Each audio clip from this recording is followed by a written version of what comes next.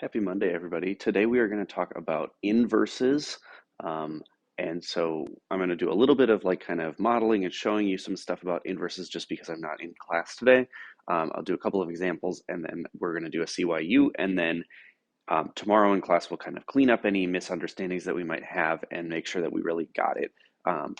Later this week, I guess it'll be Thursday for us, we'll have our review, and then Friday during class we will have our chapter 6 test, which will be the first test of the semester. So just so that you know that happening, yeah, let's get started. So the sentence that I wrote in blue here that says a function takes inputs and gives outputs, that's like our normal understanding of a function. You know, the idea of like the pop machine where you can press the button and a pop comes out, that's like a function. An inverse function does it the opposite way. So an inverse function takes the outputs and gives you the inputs. So you can kind of look at the picture on the bottom of the screen there where it's like the picture of the inputs. This is like our starting values, and if you go this way, then you get outputs. And the machine or the operation that's happening is the function f of x. But if you go backwards, then the thing that takes the outputs and brings it through to the inputs is the function f inverse of x. So because we are switching the roles of inputs and outputs, and the inputs are becoming outputs and the outputs are becoming inputs with an inverse, that means what we can do is we can trade x and y, and then we just have to get y by itself again. So normally, you know how we have f of x? Well, we can kind of reinterpret that as a y. And since we're changing out to make it an inverse, we are going to switch out the x with a y and the y with an x. Okay, so this action, this thing that I just did here is the process of inverting a function. And then the rest of the process is just solving it for y. So I have to get y by itself at this point. So I'm going to add 2, get x plus 2 equals 3y. And then I need to divide both sides by 2. Sorry, divide both sides by 3. And I get y equals x plus 2 over 3. I'm going to circle that. But I should really write it as f inverse of x, because f inverse of x is the thing that's undoing that function, so we end up with that function. So I'm going to rewrite it. It's the same thing on the right side of the equation, but the left side of the equation just kind of has a more specific label on it. What I want to explore on this screen is just like the relationship of between f inverse and f, and I want to see how they relate when I compose them, because I think we're going to find out something important about inverses if I do that. So what we're going to do is we're going to do, for the first one, we're going to take f inverse of x, and we're going to put it in for f of x. I'm going to say f of x, but it's f of x minus 2 over 3, like we kind of did last week. And we can rewrite that as 3 times x minus 2 over 3, and then minus 2. And I just found a quick error. The problem that we wrote here, that should be a plus there, so that makes this a plus, and this is a plus as well. My fault, sorry. Distribute the 3 through. Well, 3 divided by 3 is 0, or is 1, so I get x plus 2 minus 2. Well, x plus 2 minus 2 is just x. So we just found out that f composed with f inverse of x is equal to x. Okay, let's do it the opposite order, because this one says right here that we're doing f inverse of f of x. And so we're going to put in f of x in instead.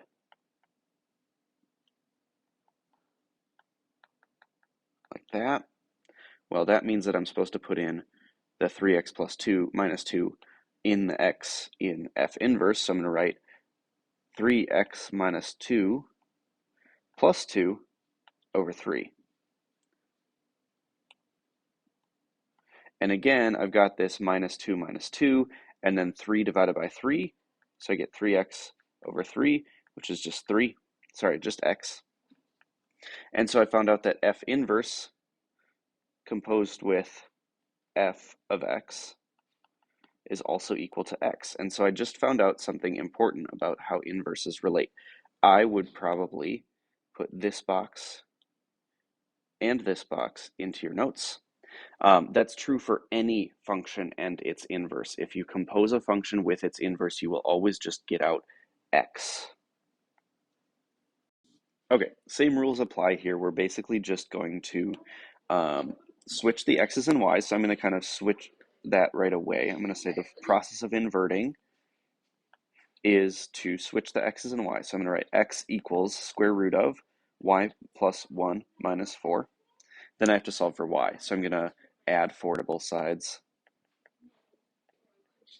I get x plus 4 equals root y plus 1. Square both sides. I'm going to just keep it like that, x plus 4 squared. And of course I could FOIL that out or whatever, but I'm going to just leave it the way it is. Squares and square roots undo one another and I get y plus 1. And then I have to subtract 1 from both sides. So I get x plus 4 quantity squared minus 1 equals y. So I'm going to relabel it as G inverse because that's the name of it. G inverse of x is equal to parentheses x plus 4 squared minus 1. Circle it. There we go. Look who it is. It's Max Andermack, of course.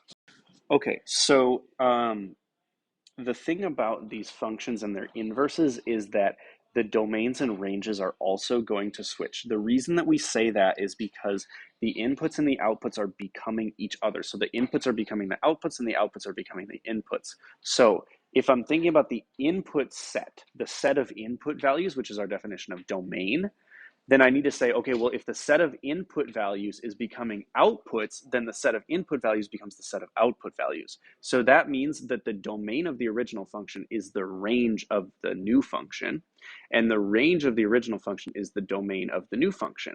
So that means these two sentences that are typed on this screen are true. And so we can kind of write those and know those now. I'm going to ask that you put these in your notes. We're going to do a couple of examples, but I just want to kind of say that this is what's happening. Domains and ranges are flipping just because of the same reasons that inputs and outputs are switching. So I guess it would be helpful for us to start with a kind of simple example because this graph of a of x is a line. It has y-intercept at 8 and slope 3/7, so it's going to look something like this. This is a of x, right?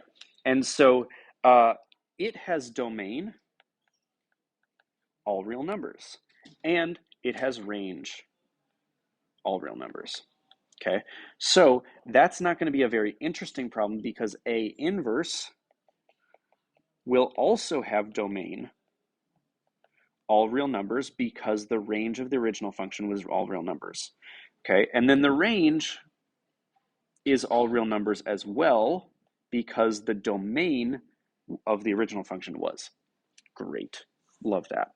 Okay, so now let's do the inversion. Let's switch the x and the y,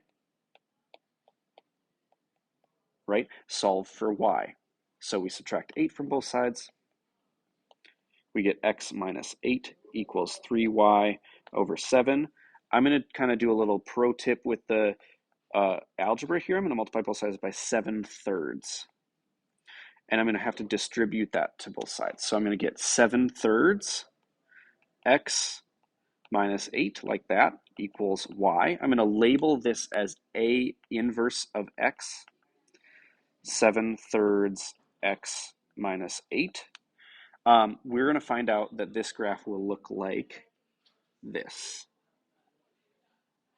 And remember that that's that reflection across the line y equals x, like that. Okay, so again, this is just a line with slope 7/3. It's got domain, all real numbers, and range, all real numbers. That problem is not super interesting. Let's try one that's a little harder though. Because in this one, we have a square root function, and the domain of a square root function is not all real numbers. For this one, because of the translation left one unit, we have a domain of x is greater than or equal to -1.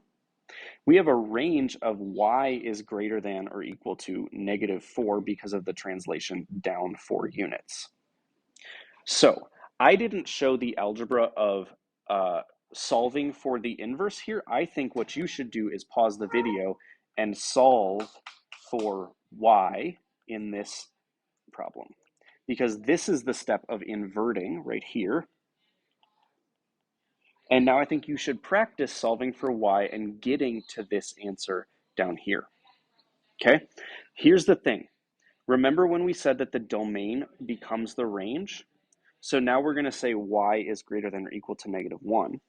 And we're going to say the range becomes the domain. So this is x is greater than or equal to -4.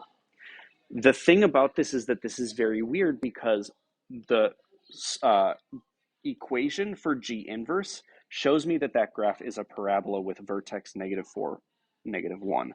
So that graph looks like this, which seems to me looks like there should be domain all real numbers, but because this one had a restricted domain, this one has to have a restricted range. Because this one had a restricted range, this one had to have a restricted domain. So we're going to spend more time on that in class tomorrow, but you're going to see that kind of thing show up on the CYU. On the CYU, speaking of, it asks you to do a bunch of things. It asks you to, first of all, find the domain and range of the original function. Then it asks you to invert the function. Then it asks you to find the domain and range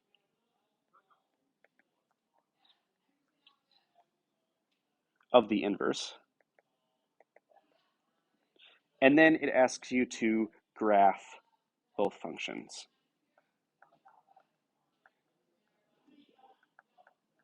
So that's basically what we have been doing, but it's just got 4 steps to kind of guide you through it.